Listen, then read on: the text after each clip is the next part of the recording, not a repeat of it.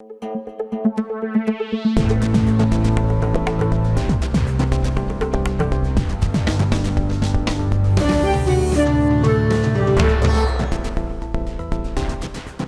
এখন জনপদের সঙ্গে আছি আমি সুমাইয়া রাত্রি।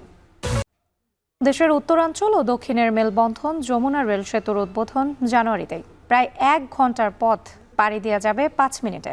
বাড়বে যোগাযোগের গতি।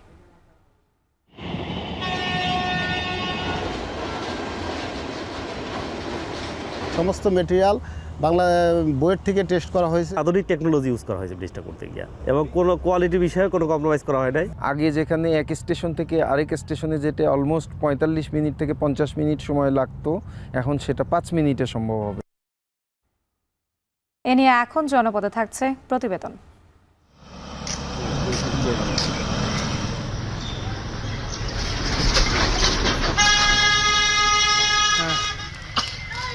ঠান্ডাতে হাত পাড়া কোকড়া হয়েছে, ঠান্ডা কিবা হয়েছে, সব উতা হয়েছে, খুব কষ্টতে আছি। ঠান্ডাতে কর্ম করতে পারি না, ঠিক আছে, কঠিন কষ্ট। এত কুয়াশা আর শীত, জায়গা জায়গা খালি দুর্ঘটনা, অবস্থা খুব খারাপ।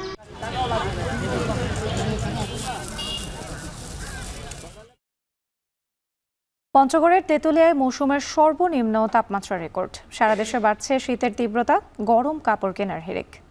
এখন জনপদে এ নিয়ে থাকছে বিস্তারিত। তবে শুরুতেই যমুনা রেল সেতু উদ্বোধন প্রসঙ্গ। নতুন বছরের শুরুতেই জানুয়ারিতেই জনসাধারণের জন্য খুলে দেওয়া হবে যমুনা নদীর উপর নির্মিত রেল সেতু। তবে রেলওয়ে মহাপরিচালক বলছেন, উদ্বোধনের আগেই পরিবর্তন হয়ে আগের নামে ফিরবে সেতুটি। দেশের উত্তরাঞ্চল ও দক্ষিণের মেলবন্ধন এই সেতু দিয়ে একসাথে 2টি ট্রেন আসা যাওয়া করতে পারবে। তাতে এ পথে যাত্রীবাহী ট্রেন চলাচল বাড়বে দ্বিগুণ। বিস্তারিত সিফাত শাহরিয়ারের প্রতিবেদনে ছবি তুলেছেন রিপন হাসান।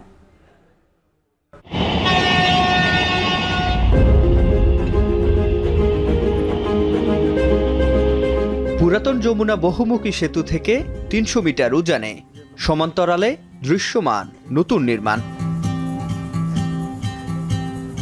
4.8 কিলোমিটার দৈর্ঘ্যের সেতু শুধু টাঙ্গাইল আর সিরাজগঞ্জের দূরত্ব কমিয়েছে তা নয়, তৈরি করেছে দেশের উত্তরাঞ্চলের সঙ্গে দক্ষিণের মেলবন্ধন।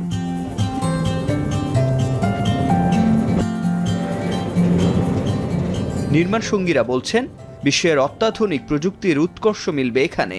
বলা হচ্ছে, সেতুতে ব্যবহৃত লোহার পাতের রং ও ধরন শত বছর স্থায়িত্বের, তাতে রক্ষণাবেক্ষণ ব্যয় কমবে কয়েক গুণ। থার্ড পার্টি টেস্ট করানো হয়েছে বাইরে, এবং কিছু মেটেরিয়াল যেগুলো বাংলাদেশ থেকে আমরা সংগ্রহ করেছি, সমস্ত মেটেরিয়াল বাংলা বইয়ের থেকে টেস্ট করা হয়েছে। বিশ্বের সর্বাধুনিক প্রযুক্তি ব্যবহার করে আসলে এই ব্রিজটা করা হয়েছে, এটাই বলতে হবে। একদম আধুনিক টেকনোলজি ইউজ করা হয়েছে ব্রিজটা করতে গিয়ে, এবং কোনো কোয়ালিটি বিষয়ে কোনো কম্প্রোমাইজ করা হয় নাই। এটি চালু হলে ঢাকার সঙ্গে রাজশাহী, রংপুর ও খুলনা অঞ্চলের যোগাযোগ ব্যবস্থায় যেমন গতি আসবে, তেমনি আন্তর্জাতিক মালবাহী ট্রেন চলবে এ পথ ধরে, যেখানে 50 মিনিটের পথ পাড়ি দেওয়া যাবে 5 মিনিটে।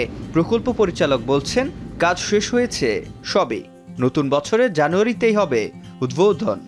আমাদের যে ফাউন্ডেশনটা নির্মাণ করেছি সেটা হচ্ছে স্টিল পাইপ শীট পাইলের উপরে। অন্য ব্রিজগুলো যেটা আছে সেগুলোতে মাইল্ড স্টিল ইউজ করা হয়, সেটা প্রতি 3 বছর পর পর পেইন্টিং করতে হয় স্টিলের স্থায়িত্বটা রক্ষার জন্য। কিন্তু এখানে আমাদের 100 বছরে 1%-এর বেশি ওয়্যার অ্যান্ড টিয়ার হবে না। ব্রডগেজ ট্রেনের জন্য 120 কিলোমিটার পার আওয়ার এবং মিটার গেজ ট্রেনের জন্য 100 কিলোমিটার পার আওয়ার। তো এই ফুল স্পিডে এই সেতু দিয়ে ট্রেন চলাচল করলে আমরা আগে যেখানে এক স্টেশন থেকে আরেক স্টেশনে যেতে অলমোস্ট 45 মিনিট থেকে 50 মিনিট সময় লাগতো, এখন সেটা 5 মিনিটে সম্ভব হবে। রেলওয়ের নতুন মহাপরিচালক বলছেন, উদ্বোধনের আগেই পরিবর্তন হয়ে আগের নামে ফিরবে সেতুটি। ইতোমধ্যে শুরু হয়েছে সকল প্রক্রিয়া। এটা অরিজিনালি আসলে আমাদের যখন জাইকার সাথে আমাদের যখন লোন এগ্রিমেন্ট হয়, এটা কিন্তু যমুনা রেল সেতু নামেই লোন এগ্রিমেন্টটা হয়। যাক পরবর্তীতে পরিচয়, কারণ এটা প্রজেক্টের নামটা একটু চেঞ্জ করে, কিন্তু আমরা আগের অবস্থায় ফিরে আসার জন্য এটা প্রস্তাব করা হচ্ছে। তো মিনিস্ট্রি এটা অনুমোদন দিলে এটা নাম পরিবর্তন হয়ে যাবে।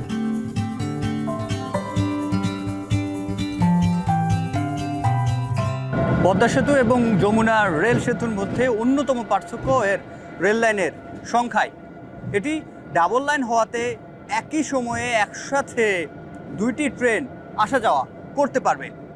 তাতে যখন এটি পুরোপুরি চালু হবে, যেমন যাত্রীবাহী ট্রেনের যাত্রার সংখ্যা বাড়বে, তেমনি কমবে পণ্যবাহী ট্রেন চলাচলের যে সীমাবদ্ধতা রয়েছে সেটি। সিফাত শাহরিয়ার, এখন সিরাজগঞ্জ।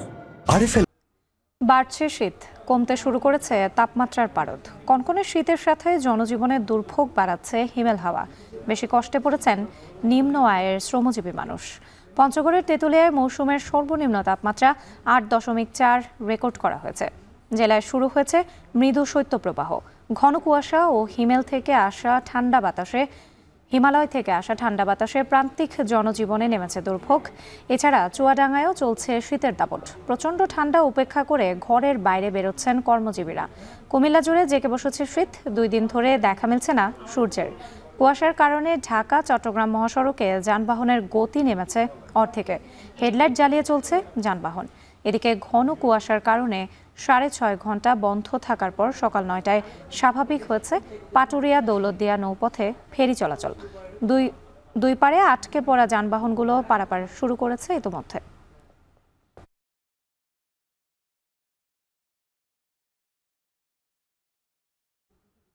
মাত্র 20 টাকায় শীতের পোশাক। নীলফামারীর সৈয়দপুরের পুরনো কাপড়ের বাজারে তাই ভিড় লেগেছে ক্রেতাদের। তবে একটু ভালো মানের পোশাক কিনতে এবার কিছুটা দাম বেশি গুনতে হচ্ছে ক্রেতাদের। ব্যবসায়ীরা বলছেন, ডলারের দাম বেড়ে যাওয়ায় প্রতিটি পুরনো কাপড়ের বেল্ট বা গাইটে দাম বেড়েছে 2000 টাকা পর্যন্ত। আমিরুল বাপ্পির প্রতিবেদনে থাকছে বিস্তারিত।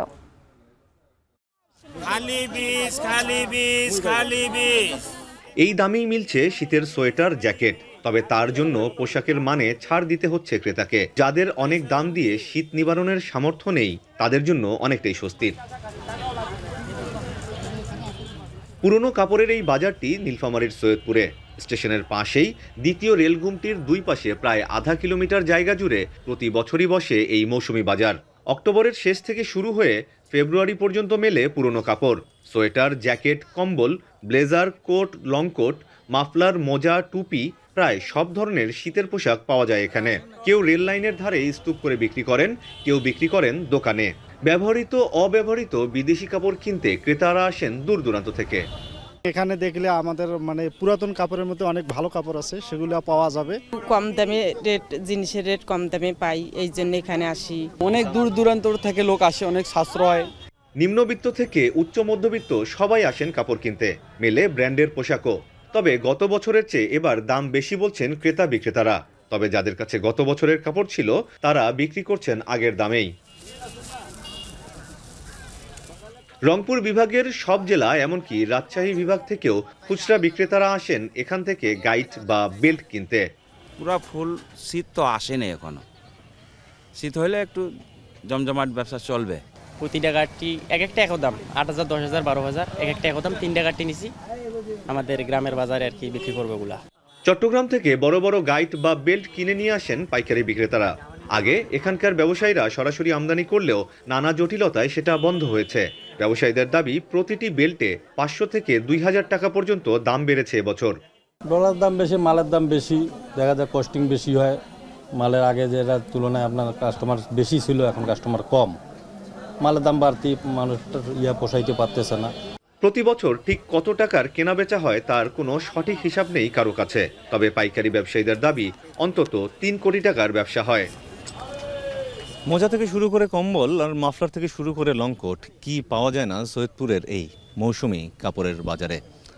আর তাই তো প্রত্যেক শীত মৌসুমে বসা এই অস্থায়ী মার্কেটে কাপড় কিনতে আসেন দূর দূরান্ত থেকে লোকজন। কারণ এখানে পাওয়া যায় 10 টাকা থেকে শুরু করে 1000 টাকা পর্যন্ত বিভিন্ন দামের কাপড়, অনেক ভালো মানের। আর এই মার্কেটে প্রত্যেক বছর ব্যবসা হয় কয়েক কোটি টাকার। আমিরুল বাপ্পি, এখন সৈয়দপুর। পঞ্চগড়ে তেঁতুলিয়ায় মৌসুমের সর্বনিম্ন তাপমাত্রা 8.4 ডিগ্রি সেলসিয়াস রেকর্ড করা হয়েছে। তীব্র শীতে কাঁপছে জেলার বাসিন্দারা। এদিকে শীতের তীব্রতা বাড়ার সঙ্গে সঙ্গে রাজশাহীতে বাড়ছে শীতজনিত রোগের সংখ্যা। একই সঙ্গে বাড়ছে আগুনে পোড়া রোগের সংখ্যাও। এসব বিষয়ে বিস্তারিত জানাতে পঞ্চগড় থেকে যুক্ত হয়েছেন লুৎফর রহমান ও রাজশাহী মেডিকেল কলেজ হাসপাতাল থেকে যুক্ত হয়েছেন রাকিবুল হাসান। প্রথমে যেতে চাই পঞ্চগড়ের লুৎফরের কাছে। লুৎফর, আপনি জানাবেন, আজ তো পঞ্চগড়ে সর্বনিম্ন তাপমাত্রা বিরাজ করছে, তো সেখানকার সার্বিক পরিস্থিতি কি?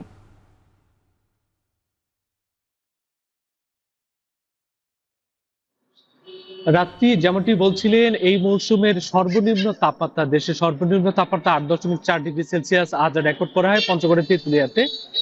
আর আমরা দেখেছি যে শীত এলেই কিন্তু বেশিরভাগ সময় দেশের সর্বনিম্ন তাপমাত্রা বিরাজ করে প্রান্তিক এই জেলায়। আর আজকে কাকতালীয়ভাবে সকাল 7টা-8টা পর্যন্ত প্রচন্ড ঘন কুয়াশা ছিল এবং চারপাশে যে উত্তরে যে ঠান্ডা বাতাস সেটি ছিল, তা কিন্তু আমরা দেখেছি কাকতালীয়ভাবে সূর্যের দেখা আজকে খুব তাড়াতাড়ি মিলেছে এবং সূর্যের দেখা পাওয়ার পরে কুয়াশা কিন্তু খুব দ্রুত আজকে কেটে গেছে। এখন কিন্তু চারপাশে কিন্তু বৃষ্টি রোদ। আর যদি গত কয়েকদিনের চিত্রের কথা বলি, বেশ কয়েকদিন থেকে ঘন কুয়াশা এবং যে উত্তরে ঠান্ডা বাতাস এই জনপদের উপর দিয়ে বয়ে চলেছে। বর্তমানে পঞ্চগড়ের উপর দিয়ে মৃদু শৈত্যপ্রবাহ বয়ে যাচ্ছে বলে জানিয়েছেন পঞ্চগড়ের তেঁতুলিয়ার যে আবহাওয়া অফিসের কর্মকর্তারা। তো এই শীতের তীব্রতা পারে পঞ্চগড়ে খেটে খাওয়া মানুষ, বিশেষ করে নিম্ন আয়ের দৈনিক আয় নির্ভর যেসব মানুষ রয়েছেন তারা কিন্তু বিপাকে পড়েছেন। আমরা দেখেছি তাদের জীবিকাতে টান পড়েছে, বিশেষ করে পঞ্চগড়ের পাথর শ্রমিক এবং বালি শ্রমিক যারা রয়েছেন, যারা নদীর বরফ গলা জল থেকে বালি এবং পাথর তুলে জীবিকা নির্বাহ করে থাকেন, এই শ্রেণীর শ্রমিকরা খুব কষ্টে পড়েন। তারা অপেক্ষা করেন কখন সূর্যের দেখা মিলবে এবং সূর্যের দেখা মেলার পরেই তারা কিন্তু নদীর বরফ গলা জলে নেমে বালি এবং পাথর উত্তোলন করতে। তার পাশাপাশি জানিয়ে রেখি যে কিছু শ্রমিক রয়েছেন যারা দৈনিক মজুর ভিত্তি করেন, এই শ্রেণীর মজুর ভিত্তি করা শ্রমিকদেরও কিন্তু কাজের যে সংখ্যা সেটি কিন্তু কমে গেছে। আর এই শীতের তীব্রতা বাড়ায় শীতকালে যে শহরের আমরা বিভিন্ন হাট বাজার ঘুরে দেখেছি, সেখানেও দেখি নতুন এবং পুরাতন যে পোশাকের দোকান সেসব কিন্তু জমজমাট হতে শুরু করছে। রাস্তার পাশে থেকে শুরু করে বিভিন্ন স্থানে আমরা দেখেছি যে দোকানপাট বসেছে এবং মানুষজন কিন্তু, বিশেষ করে নিম্ন আয়ের মানুষজন, পুরান যে কাপড়ের দোকানপাট রয়েছে সেখানে কিন্তু তারা ভিড় করছেন। তেঁতুলিয়া আবহাওয়া অফিসের কর্মকর্তাদের সাথে আমরা কথা বলেছি, তারা আমাদেরকে জানিয়েছেন সামনে কিন্তু তাপমাত্রা আরো কিছুটা কমে আসতে পারে। তো রাত্রি এই ছিল আমার কাছে পঞ্চগড় থেকে সার্বিক চিত্র। এবার যেতে চাই রাজশাহীতে রাকিবের কাছে। রাকিব, আপনার কাছে জানতে চাই, এই যে শীতে তো নানা ধরনের রোগ ছড়াচ্ছে, আপনি হাসপাতালের সামনেই আছেন, সেখানকার সার্বিক পরিস্থিতি কি? মানে হাসপাতালগুলোতে কতজন রোগী এই মুহূর্তে ভর্তি আছেন এবং সেই সাথে আগুনে পোড়া যেসব রোগীরা রয়েছেন তাদের সম্পর্কে বলবেন। রাত্রি আসলে রাজশাহীতেও শীত বাড়ছে এবং প্রত্যেক দিনই কিন্তু শীতের যে তীব্রতা সেটি বাড়ছে। আজকে যেমন সকাল 9টা পর্যন্ত তাপমাত্রা রেকর্ড করা হয়েছে 9.7 ডিগ্রি সেলসিয়াস। এইরকম যে শীতের তীব্রতা সেটি শহর অঞ্চল থেকে গ্রামের ছায়া সুনিবিড় যে এলাকা সেগুলো কিন্তু অনেক বেশি আসলে শীতের অনুভূতি, এবং সে কারণে নানাভাবে কিন্তু আক্রান্ত হচ্ছে শীতজনিত নানা কারণে, ডায়রিয়ায় এবং অন্যান্য যে সমস্ত ঠান্ডাজনিত যে রোগগুলো হয় সেগুলো কিন্তু আক্রান্ত হচ্ছে বেশি। এবং চিকিৎসকরা যেটি বলছে যে গ্রাম থেকে আসলে এই রোগীরা সবচেয়ে বেশি আসছে, এবং যার ফলে কিন্তু গেল বৃহস্পতিবারের হিসেব অনুযায়ী রাজশাহী মেডিকেল কলেজ হাসপাতালের মুখপাত্র শঙ্করকে বিশ্বাস, তিনি যেটি আমাদেরকে জানিয়েছেন যে বয়স্ক রোগী যারা রয়েছেন তারা 56 জন ভর্তি হয়েছেন এবং শিশু রোগী 44 জন ভর্তি হয়েছেন। এইভাবে কিন্তু প্রত্যেক দিনে আসলে রোগীর সংখ্যা বাড়ছে। এবং একই সাথে যে জিনিসটি হচ্ছে সেটি হচ্ছে যে এই শীতের কারণে যখন আগুন তাপ নিতে যাচ্ছে বা গরম পানি ব্যবহার করছে তখন কিন্তু আসলে মানুষ দগ্ধ হচ্ছে, এবং সেই দগ্ধ রোগীর সংখ্যাও কিন্তু আসলে ধীরে ধীরে বাড়ছে বলে তারা আমাদেরকে জানিয়েছেন। এবং এই ধরনের সমস্যাগুলোই কিন্তু সবচেয়ে বেশি সম্মুখীন হচ্ছেন তারা। এবং এই শীতে যেহেতু আসলে শিশুরা সবচেয়ে বেশি আক্রান্ত হয় এবং সেটিও কিন্তু এবারে লক্ষ্য করা যাচ্ছে, এই কারণে রাজশাহী মেডিকেল কলেজ হাসপাতাল শিশু ওয়ার্ডগুলোনে কিন্তু বিশেষ ব্যবস্থা গ্রহণ করেছে, এবং একই সাথে বয়স্ক যারা রয়েছেন তাদেরকে কিন্তু চিকিৎসা দেওয়ার জন্য আলাদাভাবে কিন্তু তাদের জন্য সুচিকিৎসার ব্যবস্থা রাখা হয়েছে। এক্ষেত্রে ডাক্তাররা যেটি বলছেন যে বেশি আসলে সতর্ক থাকতে হবে তাদেরকে, এবং একই সাথে গরম কাপড় ব্যবহার করা জরুরি, এবং যারা দগ্ধ হচ্ছেন তাদেরকে সাবধানতার সাথে আসলে আগুন এবং গরম পানি ব্যবহারের জন্য পরামর্শ দিয়েছেন চিকিৎসকরা। তো রাত্রি এই ছিল রাজশাহী থেকে আমার কাছে সর্বশেষ খবর। সাপ্তাহিক ছুটির দিনে চট্টগ্রামের বাজারে বেড়েছে মাছের সরবরাহ। সামুদ্রিক মাছের সরবরাহ বাড়ায় স্বস্তিতে ক্রেতারা। চট্টগ্রামের বাজারে মাছের সরবরাহ ও দরদাম নিয়ে জানাতে যুক্ত হচ্ছেন হোসেন জিয়াদ।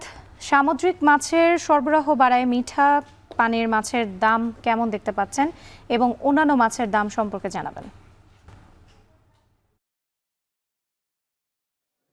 রাত্রে মূলত শীতের সবজির সরবরাহের পাশাপাশি চট্টগ্রামের বাজারে কিন্তু একেবারে সামুদ্রিক মাছের ভরা মৌসুম বলতে পারি। বিভিন্ন ধরনের সামুদ্রিক মাছ, অন্তত 30 থেকে 40 প্রজাতির সামুদ্রিক মাছ আমরা দেখতে পাচ্ছি চট্টগ্রামের বাজারগুলোতে। এবং সবচেয়ে বড় কথা, মাছগুলো একদম টাটকা, অর্থাৎ বলা যায় অন্যান্য সময় যেমন কোল্ড স্টোরেজ থেকে সামুদ্রিক মাছগুলোর সরবরাহ করতে হয় বাজারে, আজকের বাজারে দেখতে পাচ্ছি তেমনটি নয়। একেবারে জেলেদের জালে ধরা পড়া মাছই ফিশারি ঘাট হয়ে বাজারগুলোতে এসেছে।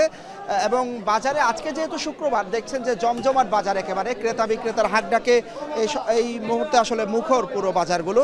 আর সামুদ্রিক মাছের সরবরাহ বাড়ায়, সব ধরনের সামুদ্রিক মাছেরই কেজিতে দাম কমেছে অন্তত 20 থেকে 30 টাকা। পোয়া, লোট্টা, কোরাল থেকে শুরু করে বিভিন্ন ধরনের মাছ, যেগুলো অন্যান্য সময় 200-250 টাকায় যেগুলো বিক্রি হতো, এখন 180 থেকে 190 টাকা কেজিতে বিক্রি হচ্ছে। এবং শুধুমাত্র ইলিশ ছাড়া, কারণ ইলিশ মাছের সরবরাহ কিছুটা কম, সে কারণেই ছোট আকৃতির যে ইলিশ সেগুলো বিক্রি হচ্ছে 800 টাকা কেজি, মাঝারি আকৃতি 1400 টাকা, আর বড় আকৃতির ইলিশ বিক্রি হচ্ছে 2000 টাকা কেজিতে। ইলিশ ছাড়া অন্য সব মাছেরই সরবরাহ থাকায় ক্রেতারা মূলত স্বস্তিতে আছেন এবং তারা সবজির পাশাপাশি এখন তাজা মাছ পেয়ে আসলে তারা এক ধরনের স্বস্তি প্রকাশ করছেন বাজারে। পাশাপাশি বিক্রেতারা যেটি বলছেন যে সামুদ্রিক মাছের যেহেতু সরবরাহ বেড়েছে, সেই হিসাবে পুকুরের যে মাছ, মিঠা পানি বা নদীর যে মাছ, সে মাছের চাহিদা কিন্তু কিছুটা কম এখন, কারণ চট্টগ্রামের বিশাল এলাকা জুড়ে আসলে সমুদ্র উপকূল। এখানকার মানুষ আসলে সামুদ্রিক মাছ খেতে বেশি অভ্যস্ত এবং ভোজন রসিকদের কাছে কিছু কিছু সামুদ্রিক মাছ আছে যেগুলো এই মৌসুমে পাওয়া যায় এবং সেগুলোর চাহিদাও বাড়তি থাকে, যার কারণে মিঠা পানির মাছের সরবরাহ থাকলেও চাহিদা কিন্তু এখন খানিকটা কম। সে কারণে আমরা দেখেছি রুই, কাতল, পাঙ্গস কিংবা তেলাপিয়া যে মাছগুলো রয়েছে, সে মাছগুলোর কেজিও কিন্তু 20 থেকে 30 টাকা পর্যন্ত কমেছে রাত্রে। সাপ্তাহিক ছুটির দিনে চট্টগ্রামের মাছের বাজারে বেড়েছে মাছের সরবরাহ। সেখানকার সার্বিক পরিস্থিতি জানাচ্ছিলেন সহকর্মী হোসেন জিয়াদ। বগুড়ার বাজারে একদিনের ব্যবধানে ব্রয়লার মুরগির দাম কেজিতে বেড়েছে 5 থেকে 10 টাকা, তবে অপরিবর্তিত রয়েছে গরু ও খাসির মাংসের দাম। এ বিষয়ে আরও জানাতে বগুড়ার ফতেহ আলী বাজার থেকে যুক্ত হয়েছেন সহকর্মী রাজীব সেলিম। রাজীব, ব্রয়লার দাম বৃদ্ধির কারণ কি বলছেন বিক্রেতারা, এবং অন্যান্য আসলে দরদাম জানাবেন মাংসের। হ্যাঁ রাত্রি, এই খাসি এবং গরুর মাংসের দাম যখন নাগালের বাইরে, তখন সাধারণ ক্রেতাদের একটি ভরসার জায়গা হচ্ছে মুরগি। তবে সেই মুরগির দামেও অস্থিরতা শুরু হয়েছে, মুরগির দাম অস্থির হতে শুরু করেছে। এর মধ্যে গতকাল ব্রয়লার মুরগির দাম ছিল 170 টাকা, যেটি আজকে একদিনে প্রতি কেজিতে 10 টাকা বেড়ে আজকে বিক্রি হচ্ছে 180 টাকায়। আর এই মুরগি 180 টাকা, কখনো কখনো 200 টাকাও ছাড়িয়ে যায়। তবে এখন দাম বাড়বে এমনটি মনে করছেন ব্যবসায়ীরা। এর কারণ হচ্ছে বিভিন্ন রকম ডিসেম্বর মাসে বিভিন্ন রকম সামাজিক অনুষ্ঠান হয়ে থাকে, পিকনিক এবং বিয়ে, যে কারণে মুরগির এবং বিভিন্ন রকম মাংসের দাম বাড়তে থাকে। আজকে বাজারে ক্রেতা রয়েছে প্রচুর, মুরগি এবং খাসি এবং গরুর মাংসের সরবরাহ রয়েছে যথেষ্ট, তবে দামে কিন্তু স্বস্তি নেই, সাধারণ মানুষ স্বস্তি পাচ্ছে না দামে। এই যে দাম বৃদ্ধি, এর কারণ হিসেবে মুরগির ব্যবসায়ী যারা বলছেন যে তারা একদিনে 10 টাকা তো বেড়েছেই, আর আজকে যারা পাইকারি মোকামে মুরগি কিনেছেন তারা বলছেন যে পাইকারি পর্যায়ে আজকে 6 টাকা কেজিতে বেশি, অর্থাৎ আগামীকালও মুরগির দাম বৃদ্ধি পাবে এমনটি শঙ্কা করছেন ব্যবসায়ীরা। আর খামারিদের সাথে আমরা কথা বলেছি, খামারিরা বলছেন যে আমরা 30 টাকা, 130 থেকে 40 টাকা প্রতি কেজি খামারিরা দাম পাচ্ছে। তবে খামারি এবং খুচরা ব্যবসায়ীদের যে দামের তারতম্য, সেটি হচ্ছে 50 টাকা, অর্থাৎ প্রতি কেজিতে 50 টাকা কম বেশি হচ্ছে খামারি এবং খুচরা পর্যায়ের মধ্যে। এর কারণ হচ্ছে বেশ কয়েকটি হাত বদল হচ্ছে, বেশ কয়েকটি হাত বদলের কারণে আসলে মুরগি এবং মাংসের দাম এরকম বাড়ছে। গরুর মাংসের দাম আজকে 700 থেকে 750 টাকা, আর খাসির মাংস 1100 থেকে 1200 টাকা। এই যে দামের একটি উচ্চ দাম, এই দাম কমানোর জন্য সাধারণ মানুষ আসলে দাবি জানিয়েছেন যে বাজার তদারকির মাধ্যমে এই দাম নিয়ন্ত্রণ করা হোক। এই ছিল আমার কাছে বগুড়া থেকে মুরগি এবং মাংসের বাজারের সবশেষ খবর। রাত্রি, বগুড়ার মাংসের বাজার থেকে যুক্ত ছিলেন সহকর্মী রাজীব সেলিম। কক্সবাজার উপকূলে প্রতি বছর উৎপাদন হয় 4000 কোটি টাকার শুটকি। পর্যটকদের কাছে এই শুটকি রয়েছে আলাদা কদর। স্থানীয় বাজারের চাহিদা পূরণের পাশাপাশি কিছু শুটকি রপ্তানি হচ্ছে বিদেশেও। মন্তোষ বেদকর প্রতিবেদন, ছবি তুলেছেন মোহাম্মদ রাসেল।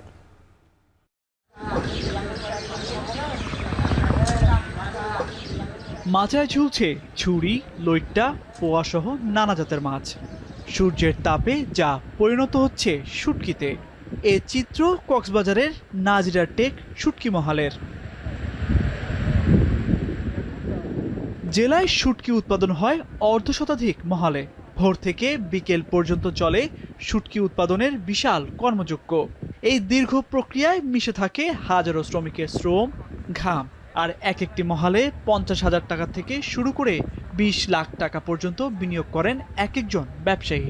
ছুরি মাছ এখন বর্তমানে প্রায় 270-80 টাকা চলতেছে, আর ফাইসা যেটা বলতেছি ওইটা প্রায় 150-160 টাকা। অনেক সময় একটু কমে গেলে আমাদের লস হয়ে যায়, আবার অনেক সময় একটু বেড়ে গেলে আমরা একটু বেশি লাভ করতে পারি, এরকম চলে আর। কক্সবাজারে বেড়াতে যাওয়া পর্যটকদের পছন্দের পণ্য কেনার তালিকায় শীর্ষে থাকে শুটকি। তবে রয়েছে শুটকির মান নিয়েও প্রশ্ন, যদিও এক্ষেত্রে ব্যবসায়ীদের উপরেই শেষ ভরসা রাখার কথা বলছেন পর্যটকরা।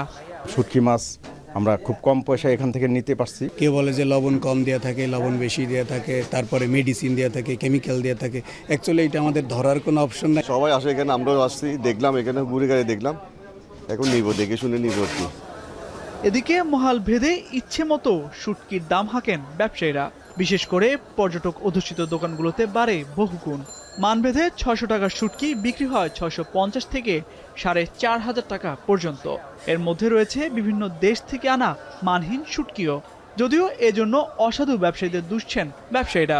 আমরা কিন্তু নিজে কাঁচা কিনে আমরা নিজে শুকাই, তাহলে আমার খরচা একটু কম পড়ে, আমি সেই জন্য আমি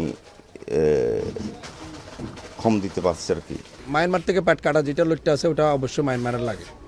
আর আমাদের এখান থেকে নাজিরা টেক থেকে আপনার ছুরি মাছগুলা, লোটটা, তারপর বড় মাছগুলা আমাদের নতুন ফিশারি পাড়া বলে একটা এলাকা আছে, ওখানে শুকানো হয়। জেলা মৎস্য বিভাগ বলছে জেলার 700 জন ব্যবসায়ী বছরে প্রায় 40,000 টন শুটকি উৎপাদন করেন। এসব শুটকি স্থানীয় চাহিদা মিটিয়ে রপ্তানি হয় কোরিয়া, চীন, হংকং, মালয়েশিয়া সহ বিভিন্ন দেশে। তাই শুটকির মান নিয়ন্ত্রণে নেওয়া হচ্ছে নানা পদক্ষেপ। আমরা একদিকে আইনও প্রয়োগ করব এবং তাদের বিকল্প টেকনোলজি সহায়তা যদি দিতে পারি, তাহলে আমরা মনে হয় খুব অদূর ভবিষ্যতেই আমরা 100% বিষমুক্ত শুটকি উৎপাদন করতে সক্ষম হব। শুটকির মান নিয়ন্ত্রণে উৎপাদনকারীদের মাঝে আরও সচেতনতা বৃদ্ধির তাগিদ পর্যটকদের। এখন কক্সবাজার। সাপ্তাহিক ছুটির দিনে পর্যটককে মুখর হয়ে উঠেছে কুয়াকাটা। বুকিং হয়ে গেছে হোটেল, মোটেল, রিসোর্ট, গেস্ট হাউসের বেশিরভাগ রুম। এ বিষয়ে বিস্তারিত জানাতে কুয়াকাটা থেকে যুক্ত হচ্ছেন জসিম পারভেজ। জসিম, সাপ্তাহিক ছুটির দিনে পর্যটকদের ভিড় কেমন দেখতে পাচ্ছেন কুয়াকাটায়, এবং হোটেল, মোটেল কি পরিমাণে এখন পর্যন্ত বুকিং হয়েছে জানাবেন।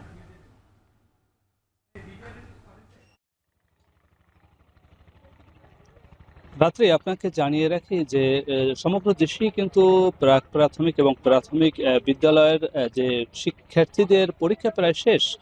সে কারণেই কিন্তু সাপ্তাহিক ছুটিতে দেশের বিভিন্ন স্থান থেকে লাখো পর্যটক এবং পিকনিক পার্টি এবং শিক্ষা সফরে আগত মানুষের ভিড় বেড়েছে রেকর্ড সংখ্যক।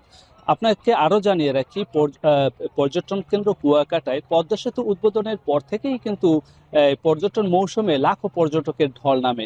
সেই সুবাদে কিন্তু আজও তার ব্যত্যয় ঘটেনি।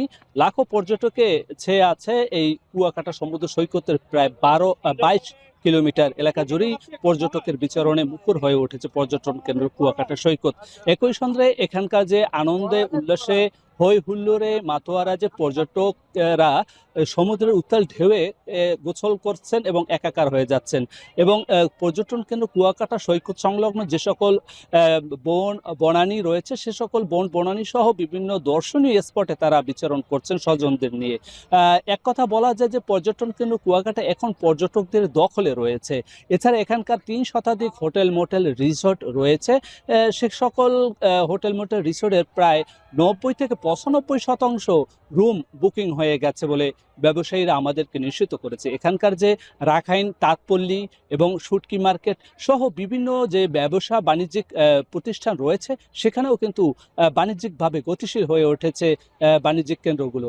এখানকার যে পর্যটকরা এসেছেন তারা বলেছেন যে দেশের একমাত্র স্থান যেখানে একই স্থানে দাঁড়িয়ে সূর্যোদয় এবং সূর্য অস্তের মনোরম দৃশ্য উপভোগের জায়গা হচ্ছে এই কুয়াকাটা এবং সাগরকন্যা কুয়াকাটা সমুদ্র সৈকত। সে কারণেই তারা বছরের এই মৌসুমে তারা ছুটে আসেন এই সৈকতে বিনোদনের জন্য। আপনাকে আরও জানিয়ে রাখি, এখানকার যে এশিয়ার সর্ববৃহত্তম যে বৌদ্ধ মূর্তি বা বৌদ্ধ বিহার রয়েছে মিস্ত্রিপাড়ায় এবং এখানকার যে শ্রী মঙ্গল বৌদ্ধ বিহার রয়েছে সেখানেও কিন্তু পর্যটকরা বিচরণ করছেন এবং এখানকার রাখাইনদের যে ইতিহাস ঐতিহ্য তারা পরিদর্শন করছেন এবং দেখছেন। এখানকার যে রাখাইনদের যে আদি ইতিহাস ঐতিহ্য ধারণকৃত যে মিউজিয়াম রয়েছে রাখাইন মিউজিয়াম সেখানেও তারা কিন্তু পরিদর্শন করছে। একথা বলা যায় যে অর্থনৈতিকভাবে গতিশীল হয়ে উঠেছে এই পর্যটন কেন্দ্র কুয়াকাটা নগরী। এই ছিল আমার কাছে সবশেষ। প্রায় 1.5 যুগ পর সিলেটে অনুষ্ঠিত হচ্ছে বাংলাদেশ জামায়াতে ইসলামের কর্মী সম্মেলন। সিলেটের ঐতিহাসিক আলিয়া মাদ্রাসার মাঠে কর্মী সম্মেলনে প্রধান অতিথি হিসেবে বক্তব্য রাখছেন জামায়াতে ইসলামের আমির ডক্টর শফিকুর রহমান চৌধুরী। সরাসরি চলে যাচ্ছে সেখানে। জনাব মৌলানা হাবিবুর রহমান, মঞ্চে বসা কেন্দ্রীয় নেতৃবৃন্দ, আঞ্চলিক এবং স্থানীয় দায়িত্বশীল নেতৃবৃন্দ, সম্মানিত কর্মী ভাইয়েরা, আল্লাহ তাবারক ওয়া তাআলার অগণিত শুকরিয়া আদায় করছি যে তিনি আমাদেরকে উন্মুক্ত পরিবেশে এই বিশাল সামিয়ানার নিচে আজকে একত্রিত হওয়ার তৌফিক দান করেছেন। আলহামদুলিল্লাহ। আজ থেকে 6 মাস 1 বছর আগে যা আমরা কল্পনা করতে পারিনি, আল্লাহ তাআলার একান্ত মেহেরবানিতে আজকে তা বাস্তবে পরিণত হয়েছে। সারা বাংলাদেশের আনাচে কানাচে মানুষ এখন স্বস্তির সাথে শ্বাস নিতে পারছে। এখন মানুষকে আর দানের খেতে মশারিটা নিয়ে ঘুমাতে হয় না। সারা রাত জেগে জেগে দুর্বৃত্তদেরকে মোকাবেলা করার জন্য প্রস্তুতি নিতে হয় না। এখন আর জেলে যাওয়া আসার সেই অনিশেষ মিছিল এখন দেখতে হয় না। এখন এই বাংলাদেশে রক্তের হুলি খেলা এখন আর চলে না। আলহামদুলিল্লাহ, এই সব কিছু আল্লাহ তাআলার একান্ত মেহেরবানি। আমরা যা কল্পনাও করিনি আল্লাহ তার সেই পরিকল্পনাই বাস্তবায়ন করেছেন। আল্লাহ রাব্বুল আলামিনের দরবারে শুকরিয়া আদায় করার পাশাপাশি এদেশের আপামর জনগণ, প্রবাসে অবস্থানরত আমাদের দেশের সম্মানিত সন্তানগণ যারা আছেন তাদের সকলের প্রতি আমরা কৃতজ্ঞতা জানাচ্ছি। 2006 সালের 28শে অক্টোবর লগি বইটার তাণ্ডব দিয়ে মানুষ খুন করে আওয়ামী লীগ জানান দিয়েছিল তারা ভবিষ্যতে ক্ষমতায় গেলে এরকমই মানুষ খুন করবে। সেই দিন বাংলাদেশ পথ হারিয়েছিল। দীর্ঘ 17.5 বছর আর পথে উঠতে পারেনি। অবশেষে আল্লাহ তাআলার একান্ত মেহেরবানিতে 24-এর 5ই আগস্ট বাংলাদেশ আবার তার পথ ফিরে পেয়েছে। কিন্তু এই দীর্ঘ পথ পরিক্রমায় অসংখ্য বনি আদমকে রক্ত দিতে হয়েছে, জীবন দিতে হয়েছে। আমাদের মাতার তাজ শীর্ষ 11 জন কেন্দ্রীয় দায়িত্বশীলকে তারা খুন করেছে। কাউকে দিয়েছে ফাঁসি, আর কাউকে জেলের ভিতরে তারা মৃত্যুর দিকে ঠেলে দিয়েছে। একজন কেবল আমাদের মধ্যে এখনো বেঁচে আছেন কষ্ট, যন্ত্রণা, দুঃখ, ব্যথা নিয়ে। তিনি হচ্ছেন আমাদের প্রিয় সম্মানিত ভাই তৎকালীন জেনারেল এটিএম আজহারুল ইসলাম। আমাদের বিশ্বাস ছিল আল্লাহ তার এই বান্দাকে বাঁচিয়ে রেখেছেন বাংলাদেশকে ভালো কিছু দেখানোর জন্য, নতুন কিছু দেখানোর জন্য। আমরা সেই নতুন এবং ভালো কিছু দেখার প্রস্তুতি নিয়েছি এবং আদালতের ন্যূনতম বিচার পেলে তিনি নির্দোষ প্রমাণিত হয়ে আপনাদের বুকে ফিরে আসবেন ইনশাআল্লাহ। সিলেটে চলছে বাংলাদেশ জামায়াতে ইসলামের কর্মী সম্মেলন। সেখানে বক্তব্য রাখছিলেন জামায়াতে ইসলামের আমির ডক্টর শফিকুর রহমান। বাংলাদেশ কৃষি বিশ্ববিদ্যালয়ে দ্বিতীয়বারের মতো অনুষ্ঠিত হচ্ছে ব্র্যাক ব্যাংক প্রেজেন্টস জাতীয় ভাষা উৎসব 2024। 2 দিন ব্যাপী এই উৎসবের আয়োজন করে বাংলাদেশ কৃষি বিশ্ববিদ্যালয়ের ভাষা বিষয়ক সংগঠন ল্যাঙ্গুয়েজ ক্লাব। সেখানে রয়েছেন সহকর্মী ইমতিয়াজ আহমেদ। চলে যাচ্ছে তার কাছে। ইমতিয়াজ, জাতীয় ভাষা উৎসবে কতজন শিক্ষার্থী অংশ নিয়েছেন এখন পর্যন্ত? আজ সারাদিন আসলে কি কি আয়োজন রয়েছে সেখানে? বিবেচনায় ভারতকে আমরা বৈরীও করতে চাই না, কিন্তু ভারতের অন্যায্য কোনো দাবিকে মেনে নেয়ার জন্য আমার মগজের মধ্যে তারা এই আয়োজনটি করেছে। মূলত এখানে বাংলাদেশের 11টি বিশ্ববিদ্যালয়ের প্রায় 250 থেকে 70 জন শিক্ষার্থী কিন্তু বিভিন্ন সেগমেন্টে তারা অংশগ্রহণ করেছে, আর যেখানে মূলত 5টি ভাষা বাংলা ইংরেজি তো রয়েছে, পাশাপাশি ফ্রান্স, জাপানিজ এবং স্প্যানিশ এই ভাষাগুলোতে তারা বিভিন্ন প্রতিযোগিতার অংশগ্রহণ করছে। বিশেষ করে আমরা সকালবেলা দেখতে পেরেছিলাম যে বিভিন্ন গল্প শব্দ দিয়ে তারা বাক্য তৈরি করে সেগুলো গল্প লিখেছেন, এবং পরবর্তীতে আমরা এখন দেখতে পাচ্ছি যে সাহিত্য উৎসব চলছে।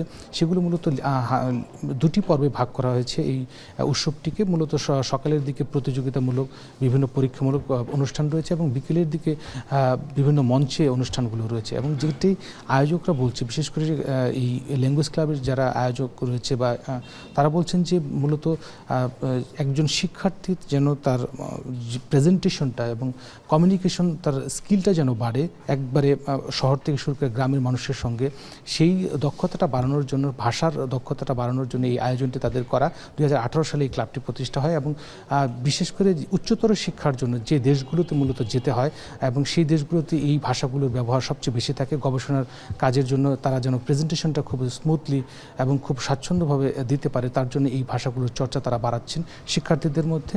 এবং আমরা কথা বলছিলাম বিভিন্ন শিক্ষার্থীদের সঙ্গে, বিভিন্ন বিশ্ববিদ্যালয় থেকে আসা, তারা বলছেন যে তারা এই ধরনের আয়োজনে আসতে পেরে তারা খুবই আনন্দিত, এবং এই আয়োজনটা যেন প্রতি বছর হয়, এই ধরনের আয়োজন সেই তারা আশার তারা ব্যক্ত করছেন। এবং আয়োজকটা যেটা বলছেন যে তারা দ্বিতীয়বারের মতো এই আয়োজনটি করছেন, এবং তারা চাচ্ছেন যে প্রতি বছর আরও বড় কলেবরে বাংলাদেশ কৃষি বিশ্ববিদ্যালয়ে এই ল্যাঙ্গুয়েজ ফেস্টিভ্যালটি তারা করার জন্য। এবং আজকে 2 দিনব্যাপী অনুষ্ঠানটি চলবে, আজকে প্রথম দিন এবং গতকালকে আরও বেশ কিছু সেশন রয়েছে, তারপর পুরস্কার বিতরণী অনুষ্ঠান হবে। সব মিলিয়ে এই ছিল ময়মনসিংহ থেকে ভাষা উৎসবের, বাংলাদেশ কৃষি বিশ্ববিদ্যালয়ের ভাষা উৎসবের সর্বশেষ খবর। রাত্রি। বাংলাদেশ কৃষি বিশ্ববিদ্যালয়ে চলছে জাতীয় ভাষা উৎসব 2024-এর আয়োজন। সেখান থেকে যুক্ত ছিলেন সহকর্মী ইমতিয়াজ আহমেদ। শেরপুরের শ্রীবর্দীর কলাহাটে প্রতি মাসে প্রায় 9 কোটি টাকার লেনদেন হয়। বেচাকেনা চলে সকাল থেকে রাত অবধি। হাটে ওঠা বিভিন্ন জাতের কলা স্থানীয় চাহিদা মিটিয়ে পাঠানো হয় দেশের বিভিন্ন স্থানে। জাহিদুল খান সৌরভের প্রতিবেদন। শেরপুরের শ্রীবর্দী উপজেলার চৌকিদার বাড়ি কলার হাট 2021 সালে ছোট পরিসরে শুরু হলেও বর্তমানে কলার এই হাটটি জেলার সবচেয়ে বড়।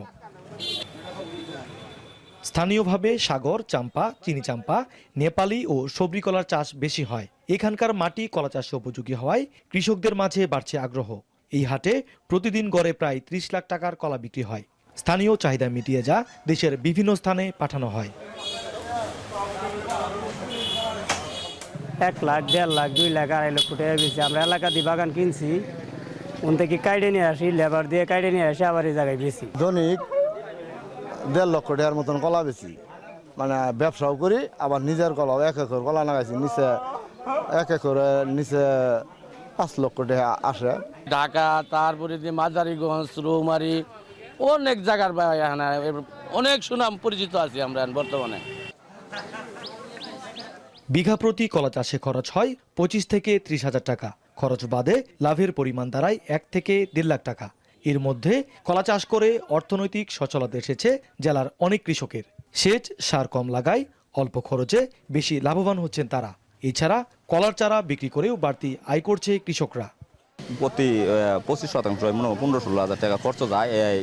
আমরা বিভিন্ন সাইডে কলা নিয়ে গেতে পাইকারে মনে করেন 3-4 লাখ টাকা আসে বছর গেলে। 1 একর কলার আবাদ করলে আমাদের সর্বোচ্চ 80 এবং 70-75 এরকম খরচ হয়। এক সিজনে 5 থেকে 6 লাখ টাকা আমরা বিক্রি করি। এতে আমাদের অনেক লাভবান হয় ধানের চাইতে। আমাদের উন্নতি মান মোটামুটি ভালোই, দুর্দান্ত পাইকারের কাছে বিক্রিও করি। আঙ্গুর এখন লাভবান আমরা আছি বর্তমানে। কৃষি বিভাগ বলছে কলা চাষিদের আধুনিক চাষ পদ্ধতি সম্পর্কে নিয়মিত পরামর্শ দেওয়া হচ্ছে। যে কোনো সহযোগিতায় পাশে থাকার আশ্বাস। এখানে প্রতিদিনই চাষিরা কলা নিয়ে আসে এবং আমাদের শেরপুরের চাহিদা মিটিয়ে এই কলা দেশের বিভিন্ন প্রান্তে চলে যায় এবং কলা একটি লাভজনক ফসল। আমরা কৃষকদেরকে কলার বিভিন্ন কলা কৌশল এবং আধুনিক প্রযুক্তি নিয়ে পরামর্শ দিচ্ছি। শেরপুরের 5 উপজেলায় চলতি বছর 485 হেক্টর জমিতে কলার আবাদ হয়েছে। স্থানীয় কৃষকরা বলছে কলা চাষে বিঘা প্রতি খরচ 25 থেকে 30 হাজার টাকা এবং খরচ বাদ দিয়ে বিঘা প্রতি লাভ হয় 1 থেকে 1.5 লাখ টাকা। এছাড়াও কলা গাছ থেকে কলা ছড়ি সংগ্রহ করার পর সেই কলা গাছ থেকে 9 থেকে 10টি চারা গজায়, সেটি বিক্রি করেও বাড়তি আয় করা সম্ভব। জেলা কৃষি বিভাগ বলছে চলতি বছর শেরপুরের 5টি উপজেলায় 485 হেক্টর জমিতে কলা চাষ করা হয়েছে। জাহিদুল খান সৌরভ, এখন শেরপুর। মূল্যহীন বেলের খোসা এখন অর্থকরী পণ্য। মাগুরার মোহাম্মদপুরের কয়েকটি গ্রামে এই খোসা থেকে তৈরি মালা বিক্রি হচ্ছে লাখ টাকায়। দেশের গণ্ডি পেরিয়ে চাহিদা তৈরি হয়েছে বিদেশেও। মাগুরা থেকে বিশ্বজিৎ বাপির প্রতিবেদন।